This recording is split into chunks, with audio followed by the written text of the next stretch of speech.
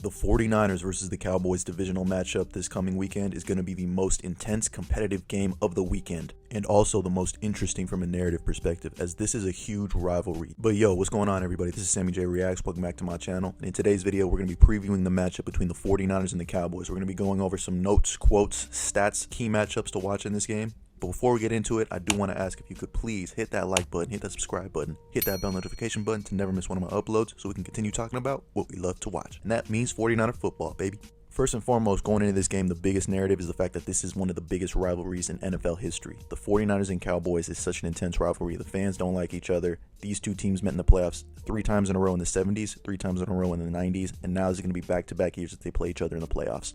Last year, the Niners beat the Cowboys in Jerry World in the wild card round, 23-17, and if you remember, it's because including Tony Pollard, it's a designed run for Dak Prescott, 30, 25, gets hit from behind by Z Southshire. They got to get up and clock the ball. 5, 4, 3, 2. Dak will he get it off in time? No. With 1 second to go, did he spike the ball in time or not? No, he did not. He did not. The 49ers have won the game. What do you got, Alex Kemp?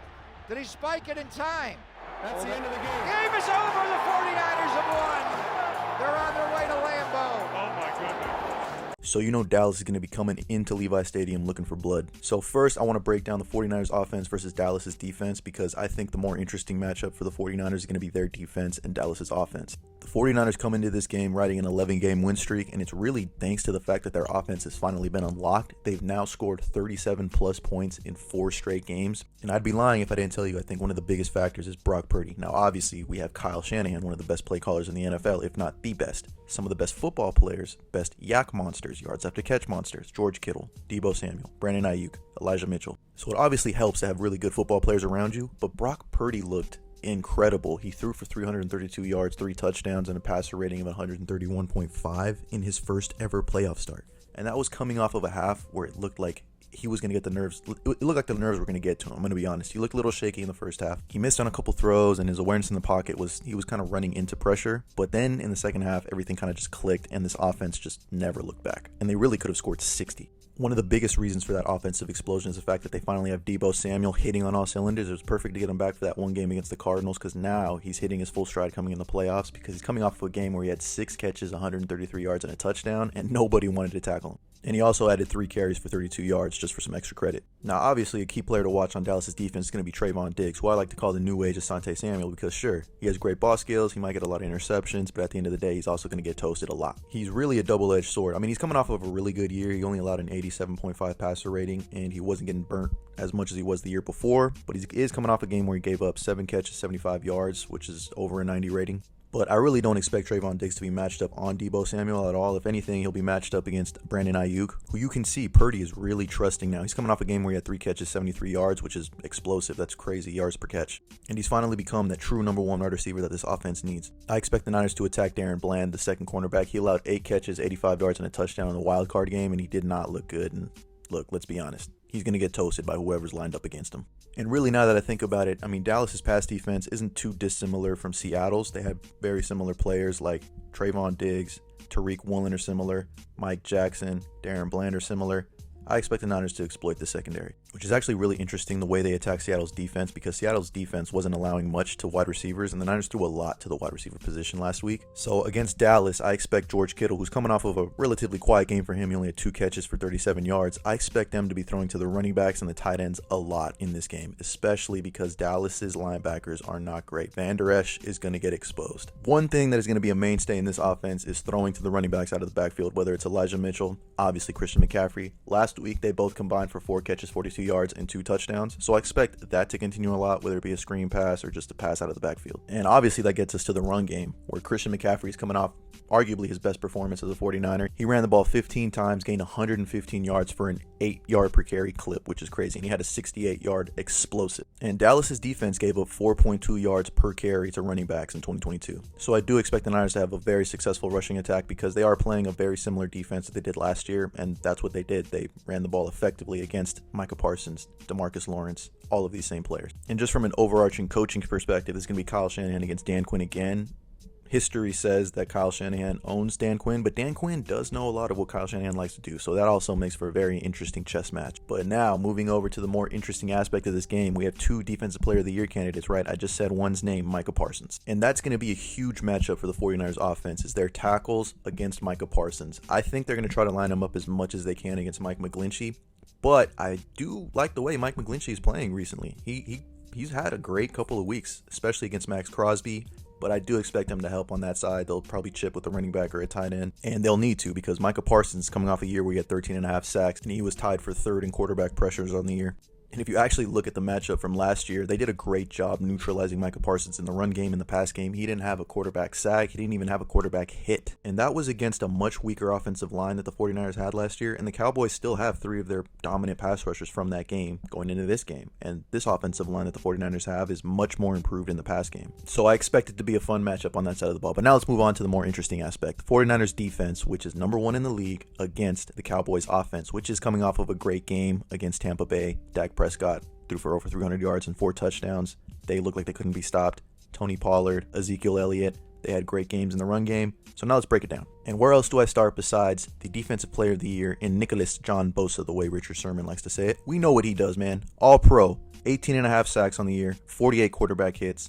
And the Cowboys, 2 tackles, whoever they are, right? I know Tyron Smith played right tackle last week, and he's coming off of a year where he really didn't play that much. He missed a lot of games, and now they moved him from left tackle to right tackle. And now rookie Tyler Smith is going to be playing there, unless it's Jason Peters, but for the most part, it's probably going to be Tyler Smith, the rookie. And he gave up 7 sacks this year. So I expect them to try to line up Nick Bosa against him a lot. And really, it doesn't matter who they line up against him because they're going to have success. The Niners are coming off of a week where they had 3 sacks and a forced fumble and a fumble recovery. And I think there's going to be 2 unsung heroes in this game, Eric Armstead and Charles Omenihu, who has been playing with his hair on fire. Like, bro, he is insane. And this is his hometown team, so he's going to want to show out even more. So I really would expect nothing less from the 49ers defensive line. They're going to have a great game no matter what.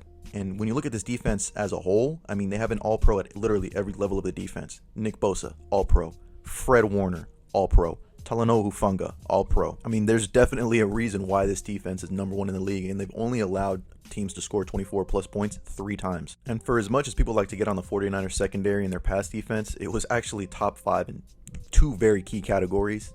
They only allowed an 82.7 rating, which was tied for 5th. But the biggest one to me is they had 20 interceptions, 20, which was tied for first. That's huge. And the key matchup to watch is obviously going to be Charvarius Ward versus CeeDee Lamb.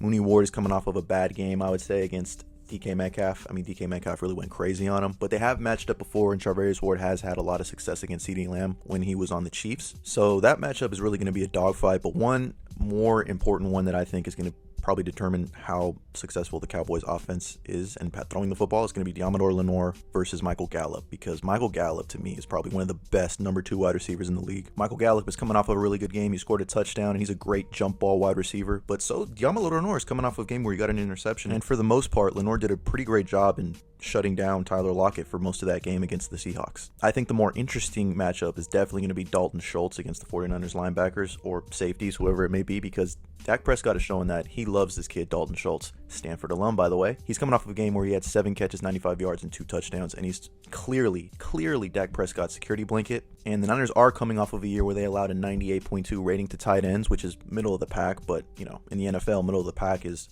a weakness that you can try to exploit. So the 49ers are going to have to see how they tighten that up. Maybe they match up Fred Warner on him more in man coverage, but I doubt that. The Niners are going to play a lot of quarters, a lot of zone.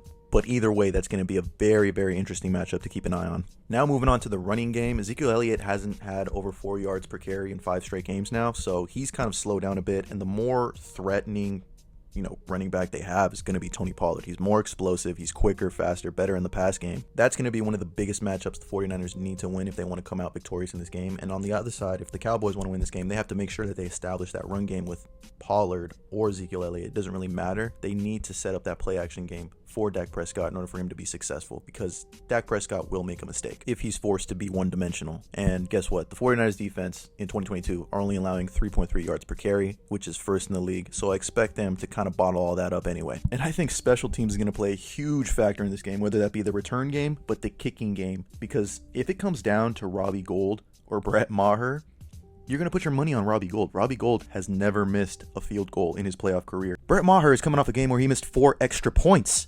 extra points, and they just signed another kicker to compete with him for this coming game, and they might just cut Brett Maher. So that's a huge factor going into this game, especially if it's going to be a tight one. Do you trust that? Do you go for it on 4th down if you're Dallas? I'll tell you what, it's going to be interesting to watch either way. And also, coming into this game, the 49ers are going to have way more rest than the Cowboys. The Cowboys played on Monday, the Niners played on Saturday, plus the Niners blew out the Seahawks so they could rest their starters in the 4th quarter, so they get even more rest. So I think that will play a factor in Sunday's game. And before we get out of here, just one last note. Dallas leads this playoff matchup 5-3, with obviously the 49ers winning the most recent matchup last year, 23-17 in Jerry World. So we'll see what happens. With all of this information we know now, we know we're going to get a good damn football game. It's going to be fun, intense. There's going to be trash talk. I'm excited to watch it. I can't wait. Let me know what you thought about this video down in the comments below. Who do you have winning? If you liked the video, like the video. If you felt my vibe, I hope you subscribed. But without further ado, man, that's going to do it for me. Peace, love, and positivity, everybody. Oh, yeah, and I got to leave you with a bang, bang, Niner gang.